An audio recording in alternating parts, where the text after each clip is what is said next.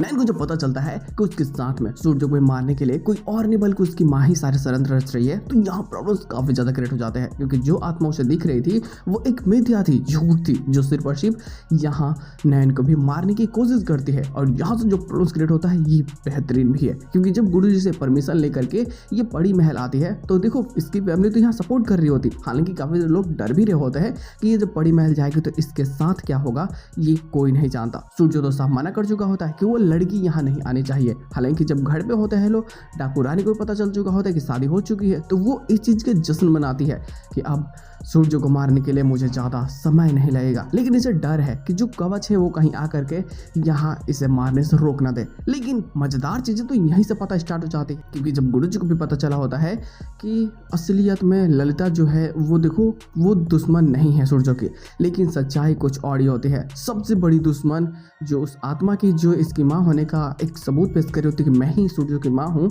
वो खुद ही बताती है कि मेरी सबसे बड़ी दुश्मन मैं खुद हूँ, मतलब अपनी बुराई को, कि मैं अपने बेटे को खुद ही मारना चाहती हूँ और मैं तुम्हारे सामने इसलिए आई हूँ कि तुम मेरे बेटे को बचा लो। इन सभी चीज़ों के बारे में पता जब चली होती है तो ये तो गुरुजी को सारी बातें बता दी होती है। गुरुजी को ये अपने आने वाले कल की जो ये देखी थी सपने वो भी बताती है कि इससे माता रानी के पीछे बांध करके डुबाया जा रहा है, और ये कोई और नहीं बल्कि सूर्य की माँ ही कर रही है। गुरुजी तो साफ बता चुका होता है कि अब तुम्हें सूर्य की माँ से बच करके रहना है। और सच तो ये है कि वो जिंदा है, वो तीर्थ से वापस आती है सिर्फ और सिर्फ सूर्य को मारने के लिए। लेकिन चीज़ें कॉम्प्लिकेटेड बन जाती है।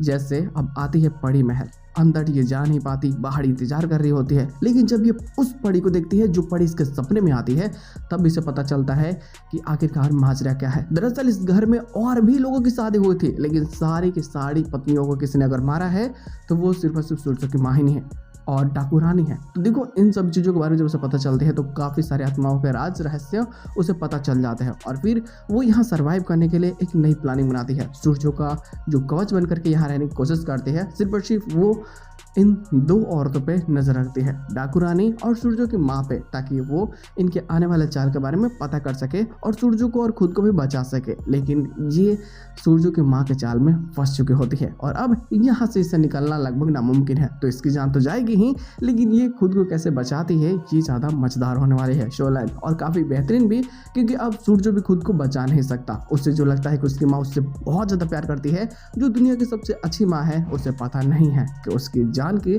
सबसे बड़ी दुश्मन वो खुद ही है। तो मजा आने वाली है, जो लफड़े भी बहुत ज़्यादा क्रिएट करेगी।